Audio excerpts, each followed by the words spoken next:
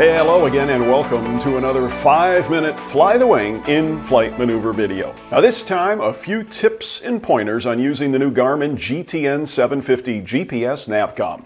Much of what I'll show you today can also be performed with the smaller GTN-650. The major difference being with a smaller screen, you'll sometimes need to scroll up and down to access some of the items you'll see on the larger screen of the 750. Now my first tip is to download the Windows Simulator program for the GTN series from Garmin.com, or if you have an iPad, buy the $20 Sim app in the iTunes Store. It's very realistic and a great way to become familiar with the features and nuances of the unit without draining your aircraft battery or running the engine. Well, let's get into the Cessna Skylane now and dive right in. After entering a frequency, in fact in this case we'll put in 123.05, it will list it, looks it up in a database and lists there and tells us that's the Redland Unicom. The flight plan is an important part of this. You're not going to see any magenta line or see where the airplane's heading unless you're going somewhere. And let's add KAPV, Apple Valley. So now we have a waypoint in there. We go back to the map, still don't have a magenta line because we aren't actually going there. We just have it in as a waypoint. So here's a quick trick. You can either put your departure airport ahead of that or just touch the waypoint you want to go to and then touch the direct button. It'll tell us that our course is 339. We can then activate that. It's also telling us it's 28 miles away and basically pointing that way. So let's activate it. Our desired track is 339, so we'll turn to that heading. And then we've also got a message over on the iPad to load that route. Now we have a nice magenta line and we actually see our flight plan. If we want to add another waypoint after that, let's say after that we're going to go to Barstow for some reason, which is DAG. We'll go in here, we'll add a waypoint, DAG, and now we've actually got a flight plan. We can go back here and pull out or scroll, and there you can see we're actually going somewhere. Now at any point, the nice thing with ADS-B is we can go in, and on any of these airports that have weather, we can go to our flight plan and we can get some more information here. Let's get a waypoint info. If we want to look overall at the airport, 1930 elevation. It does have fuel, avgas and jet fuel. We can get our frequencies and start to put those in. If we touch the AWOS frequency, it puts it on standby for us. And we can also look at weather information. There's the latest METAR. Now, anywhere when you're in here, like I'm in here pretty deep looking at things, if I wanted to go back to the map because I think I'm approaching a waypoint, I want to see where I'm at, I can back out of it like I was doing, or just hold the home button for a couple of seconds and boom, I'm back at the map. No matter where you are in the system, when you touch the home button, it takes you right back to the map.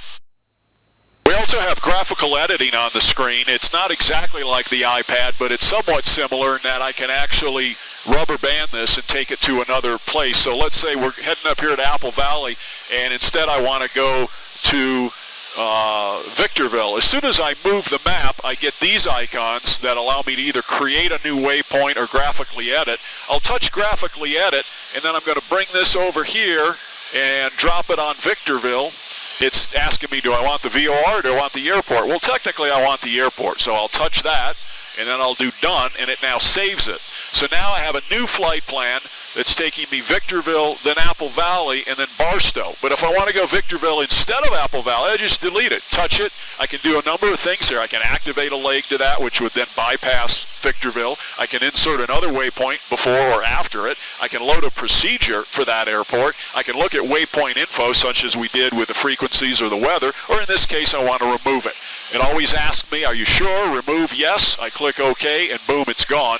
And again, if I go back to my map page, zoom out a little bit, Apple Valley is now gone, and I'm going direct Victorville. Now on this one, I've got the audio panel embedded. It's built into the system, so I lose these fields that are normally up here, but I've placed them on the screen. So this may be a little different whether you have the Garmin audio panel built into your 650 or 750 as I do, or if you've got these fields displayed up here. But in this case, to get to Victorville, my desired track is 317. I never made the turn. I'm still heading toward toward Apple Valley. It's 338. So the simple thing is, if I just make a turn to 317, and I'm going to need to go a little further to the left, because as you can see here on my CDI, I'm off my course here.